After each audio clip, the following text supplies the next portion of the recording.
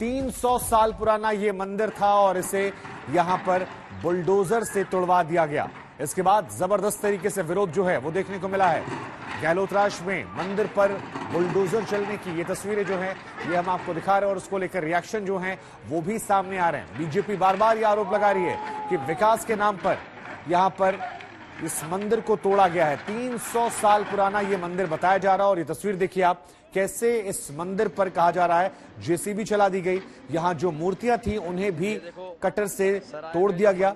बड़ी संख्या में लोग जो, ये देखिए मंदिर के ढहने की तस्वीरें हम आपको दिखा रहे हैं और ये कोई 10-5 साल या 15-20 साल पुराना मंदिर नहीं था, बल्कि ये मंदिर 300 साल पुराना था।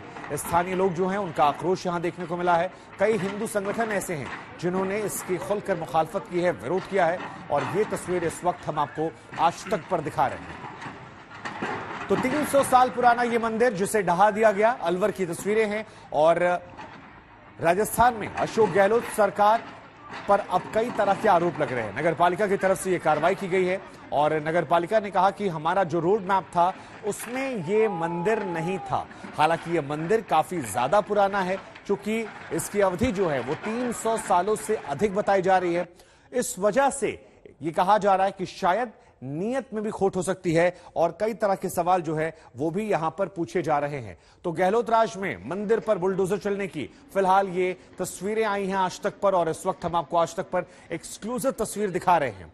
यहां पर अलवर में देखिए कैसे बुलडोजर चला और उसके बाद ताश के पत्तों की तरह यहां पर यह मंदिर का जो बाहरी प्रांगण था वो गिर जाता है।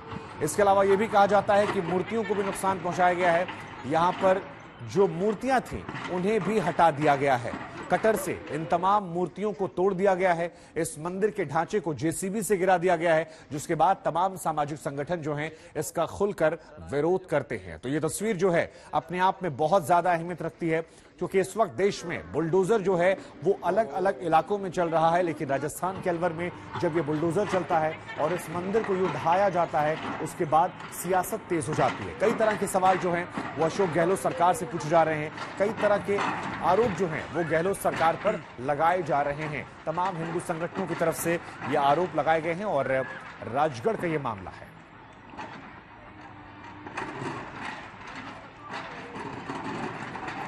तो मंदिर पर बुलडोजर चला है, मूर्तियों पर कटर चला है और उसके बाद सवाल जो हैं वो कई तरह के खड़े हो गए हैं।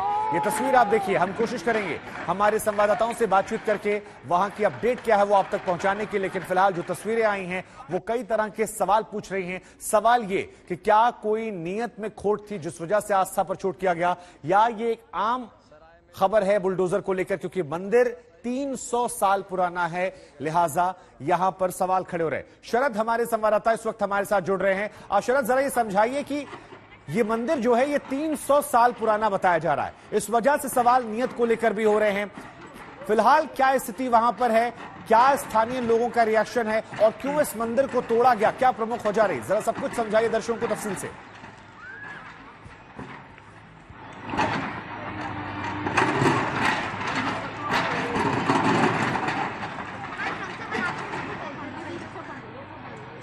चलिए कोशिश करेंगे दोबारा शरद से बात करने की, लेकिन फिलहाल ये तस्वीर हम आपको दिखा रहे हैं और ये तस्वीर अपने आप में बहुत ज्यादा अहमियत रखती है, क्योंकि जिस तरह से यहां पर ये बुलडोजर चलाया गया है, ये मान लीजिए कि राजस्थान की सियासत जो है अब उसके बाद गरमाने वाली है और इसके संकेत मिलने शुरू हो गए हैं। ये तस्वीर इस मंदिर की जब बुलडोजर यहां चलाया गया और ये देखिए कैसे यहां पर ये मंदिर के जो प्रांगण है वो भरभरा कर गिर पड़ा। शरद एक बार फिर हमारे साथ जुड़ रहे हैं। शरद, क्या वजह रही कि इस मंदिर को यूं जेसीबी से गिरा दिया गया, मूर्तियों कटर से काट दिया गया, क्योंकि कहा जा रहा है 300 साल पुराना मंदिर है, ऐसे में सवाल पूछे जाएंगे नियत को लेकर भी।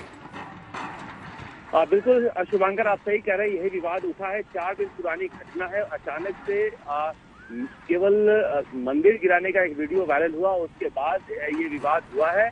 हालांकि चूंकि 4 दिन से यहाँ सुबुगाहट चल रही थी, मगर ज्यादा ये जोर इसने नहीं पकड़ पाया, क्योंकि चूंकि मंदिर था और राजगढ़ का जो बोर्ड है वो बीजेपी का है, वहाँ एकमात्र पार्षद है और बीजेपी के बोर्ड ने तय किया था इसको चौड़ा करना, इसलिए ज्यादा मामला तूल नहीं पकड़ पाया है। लेकिन वीडियो वायरल होने के बाद बहुत सारे विश्व हिंदू परिषद और बजरंग दल से जुड़े लोग भी वहां पर विरोध करने पहुंचे हैं। लेकिन मजेदार बात की कांग्रेस के कार्यकर्ता भी विरोध करने पहुंच गए हैं बीजेपी का इस मंदिर को लेकर, और वहां के जो स्थानीय विधायक हैं जौहरी लाल मीणा प्रेस कॉन्फ्रेंस कर रहे हैं बीजेपी के खिलाफ कि उसने मंदिर तोड़ा। तो बड़ी यहाँ तमाशा शुरू हो गया है मंदिर और मस्जिद के नाम पर। जिस तरह देश में माहौल चल रहा है वो तमाशा शुरू हो गया है। ये मास्टर प्लान के तहत ऐसा कहा जा रहा है कि मंदिर बीच में आ रहा था, तोड़ा गया है। पूरे इलाके में जो घर तोड़े गए हैं उसी घर तोड़ते तोड़ते आते हुए मंदिर भी तोड़ दिया गया। लेकिन जो विश्व हिंदू परिषद से हिंदू संगठन है उनका आरोप है कि तोड़ते समय ये एहतियात नहीं बरता गया, मंदिर को ठीक से हटाया जा सकता था, इसको दूसरी जगह अलॉट किया जा सकता था। लेकिन कुल मिलाकर इसमें आरोप प्रत्यारोप की राजनीति शुरू नहीं शरद, अब यहाँ पर दो सवाल मेरे आपसे आते हैं। एक सवाल तो ये है कि जिस बीजेपी पार्षद का जिक्र आप कर रहे हैं उनकी भूमिका इसमें क्या हो जाती है, कि आप कह रहे हैं कांग्रेस से विरोध कर रही है, विश्व हिंदू संगठन जो तमाम वो भी कर रहे हैं। और दूसरा सवाल ये है, कहा जा रहा है मूर्तियों को भी कटर से काट दिया गया है, तो क्या कोई नोटिस दिया गया था या मूर्तियों को शिफ्ट करने को लेकर लापरवाही, ये कितना बड़ा इशू बनने वाली है?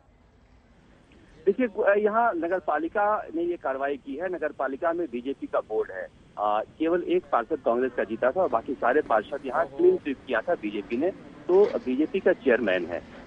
उसके बाद ये मास्टर प्लान जो लागू किया गया है वो नगर पालिका के कर्मचारी थे और नगर पालिका के थ्रू ये हुआ है। इस मामले में इसीलिए 4 दिन से ये 4 दिन पुराना मामला होने के बावजूद थोड़ा ठंडा पड़ा हुआ था। लेकिन जैसे ही ये वीडियो वायरल हुआ है, वीडियो वायरल होने के बाद वहाँ भीड़ इकट्ठी होनी शुरू हो गई है और ये आरोप लगा रहे हैं बीजेपी वाले की चूंकि सरकार कांग्रेस की है इसलिए सरकार की जिम्मेदारी है। कांग्रेस वाले आरोप लगा रहे हैं क्योंकि नगर पालिका में बीजेपी का बोर्ड है, नगर पालिका की कार्रवाई में बीजेपी जिम्मेदार है। और जहां तक ये मूर्तियों को कटर से काटने का सवाल है, ये आरोप है कटर से काटने का विजुअल कोई सामने नहीं आया है, उसको गिराने का विजुअल जरूर सामने आया है, उसको तोड़ने का मंदिर का। लेकिन विश्व हिंदू परिषद वाले आरोप लगा रहे हैं कि जूते पहनते कर्मचारी अंदर गए थे और मूर्तियों को काटा था। लेकिन यहाँ पर थोड़ा सा कॉम्प्लेक्स इसलिए मामला हो गया है कि नगर पालिका के सारे कर्मचारी थे और नगर पालिका में बीजेपी का बोर्ड है, इसलिए दोनों तरफ से आरोप प्रत्यारोप का सिलसिला शुरू हो गया है। बीएसपी वहाँ विरोध तो कर ही रही है, अब कांग्रेस भी प्रदर्शन कर रही है। तो कुल मिलाकर जिस तरह से मंदिर और मस्जिद, जरा ये समझाइए कि ये आरोप प्रत्यारोप के दौर में तस्वीरें लगातार देखिए, हम दिखा रहे हैं, एक बार तस्वीर हम दिखाते हैं, शरद लौटते हैं आपके पास। ये तस्वीर आप देखिए, ये मंदिर का वो प्रांगण है जिसे यहां जेसीबी से गिरा दिया गया, भरभरा कर गिर जाता है।